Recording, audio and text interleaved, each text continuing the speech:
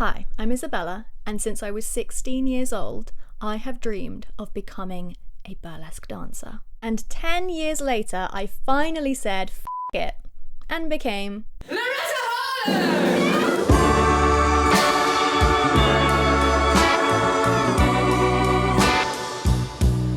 This is episode 2 of the Showgirl Diaries series. In episode 1, I took you through my first steps to actually becoming a burlesque dancer and creating my first act. And in this episode, we are starting at the beginning of my professional journey. I had just finished the intermediate burlesque course and I had now completed my New Year's resolution, which was to create my very first burlesque act and perform it on a stage to an audience. And it was only April. Now that the course was over, I wasn't really sure how I would actually go on to do burlesque and book shows, but luck was on my side. One of the other students in the burlesque course decided to put on her own show called Summer Nights. As a fellow student, she invited me to perform in it, and just like that, I had booked my first paid gig. I couldn't believe my luck in just how quickly everything seemed to be falling into place. Only problem was, I had to have 2 acts to perform in the Summer Nights show, and I only had one, which, by the way, I named Classic Rouge. I had 2 months to create a whole new concept, create a new costume, and choreograph a new dance routine, and it had to be summer themed. So I got to work straight away. I've kind of got a concept. The other day I went to a vintage shop because I'd seen these garters and they still had them, so I think I'm going to use this for my dance routine.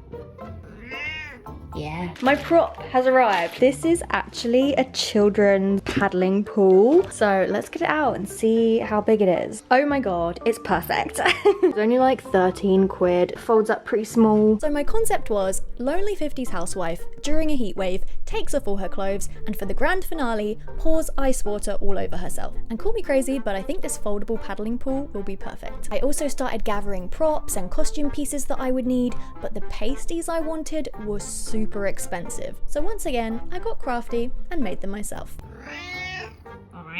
My rhinestones have just arrived. I'm so excited. Now that I've got these, I can start decorating my nipple covers. I tried out different materials and a different style this time, and oh my god, they turned out stunning. Now it was time to work on the rest of my costume, make my props, and create a new dance routine, which again was the hardest part for me. It was a very long and difficult process, but after a lot of flailing and failing, looking ridiculous, losing all faith in my capability to be sexy, and being completely humbled, I had the basic structure of a dance. It just needed a lot of practice. Now, around the time that I started the course a few months previously, I also started a burlesque Instagram account. And because I was still keeping my endeavors somewhat of a secret, it was really just an account for myself to motivate myself and document my progress. Didn't even tell anyone about it. Little did I know that Instagram would actually end up being one of the main ways that I would make connections and book gigs later down the line.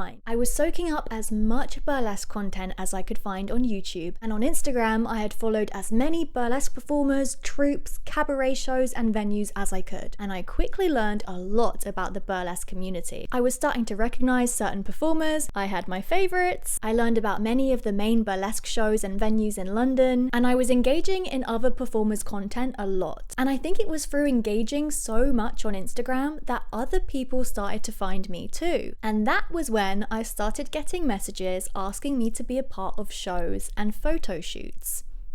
Sounds great, right? But hold on a second. Unfortunately, with every business, there is always going to be a shady side. I had to be really careful with agreeing to work with people, because as much as there are genuinely people out there who love the art and genuinely want to create shows, there are also people that can be a little bit creepy. People whose actions and ways of working are not appropriate, who don't create a safe space for their performers and take advantage where they can. And these people will normally target newer performers because new performers are more willing to be booked and less clued up on what is acceptable. So I did end up turning down a few propositions, mainly because they couldn't show me a website or any evidence of past work or what they were creating. For instance, one in particular called themselves an events company but had absolutely nothing to show for it. Big red flag. I also spoke to other performers who were helpful in telling me who to avoid and to use the block button liberally. This taught me to always check legitimacy before working with people. So back to the story. One day, while I was rehearsing my act for the Summer Nights show, I received a message from someone who puts on shows in a little bar in London. I checked out their account, I could see that they were who they said they were, so I decided to go for it. But my new act wasn't finished yet. I still only had Classic Rouge. And I was like, well, I've only got one act, like, is that okay? It's only 3 minutes long. And she was like, yeah, that's fine. So I was like, okay. So now I've got this random like show before what I thought was going to be my first show, which is next weekend. I'm like, okay, I'm going up to London. Like, what? How is this happening? I don't understand. So I packed my bags, jumped on the train, and I was on my way to what was now my unexpected first paid show.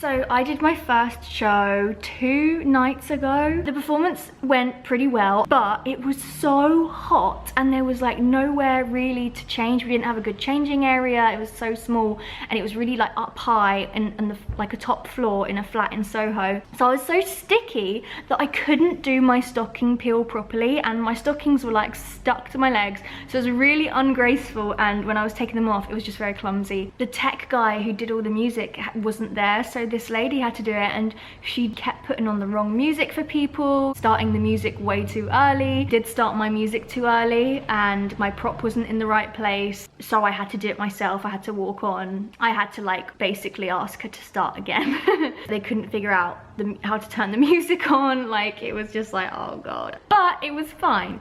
Yeah, so my first show was a bit of a fumble and I wasn't paid a lot, but we move. I was back to work on my Summer Nights routine when all of a sudden another opportunity came up. This time it was a burlesque newcomer competition in London called Infinities. I wasn't really sure about applying, but a few other performers I know encouraged me to do it. You only needed 1 act to apply, which I already had, so I went for it and applied. Turns out the competition was the day before my Summer Nights show, so I had a big weekend ahead of me, and to make matters worse, my costume was starting to fall apart. I was getting holes in my gorgeous stockings, my feather boa had somehow unraveled itself, gemstones were falling out of their clasps, rhinestones were falling off my lingerie left, right and centre, and something weird started happening to them. I don't know what's happened, or if it's the glue, or if the black dye is coming out of the corset, but you see these weird like orangey brown bits? I only did this like 2 months ago. I don't know why, but it's really ugly. Luckily you can't really tell when I'm on stage, but it does dull the shine. This is when I realised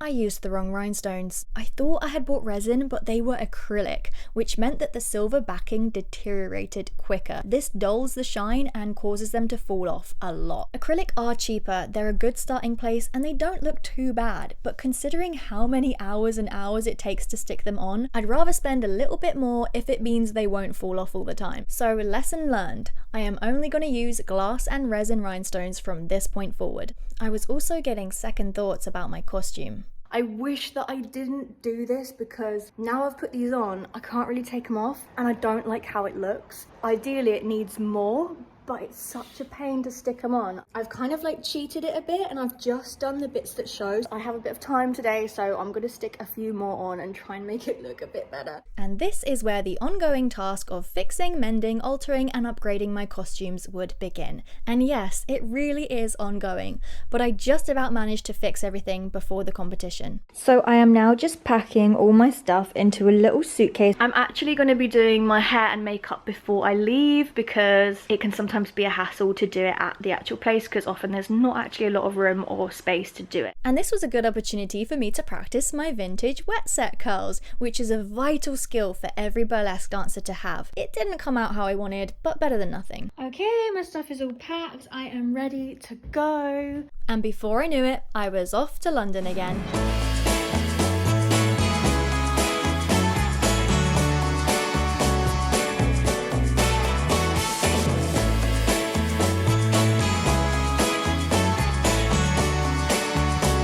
didn't win the competition, but I did end up meeting loads of other performers and making some great friends and connections, which is actually the most valuable part of competing, because this is where I met the fabulous Honey Diamond and the winner of the competition, La Contessa Casanova, both of whom I kept in touch with.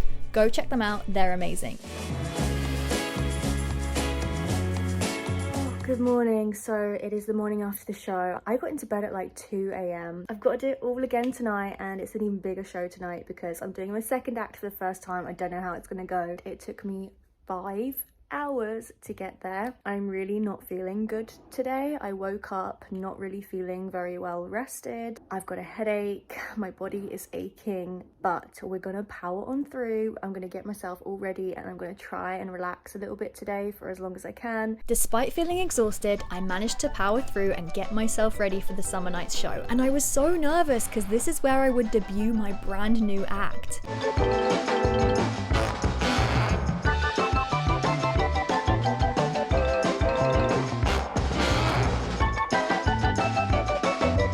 I sadly have no videos of the act apart from this clip from the end, which I have had to censor because it does kind of look like I'm naked even though I'm wearing pasties and underwear. But I did get a few photos. We got paid a split of the ticket sales, which was a pretty good amount for beginners, so that was a nice surprise. Then life things took over again and life got pretty busy. I went to Boomtown, a family holiday in France, launched my own lip balm, and finally made the big move to Brighton with David and Alex, aka Foxy and Roxy for Rox. We had been planning this move since 2020, but we couldn't due to worldly situations. 2 years later, and we're finally doing it. We were due to move in October, which was just in time because I had somehow managed to book a Halloween gig there. So this move was kind of like the UK equivalent of moving to LA to make a name for ourselves, except it was the bootleg version where we were moving to the gay capital of the UK to become drag/burlesque performers. And I had my sights set on a particular cabaret venue, which is one of the more well-known drag and burlesque venues in Brighton. If we could be booked there, we will have achieved what we came to Brighton to do. But we were brand new to Brighton, nobody knew our names, so we had a lot of grafting ahead of us if we wanted to get our names out there.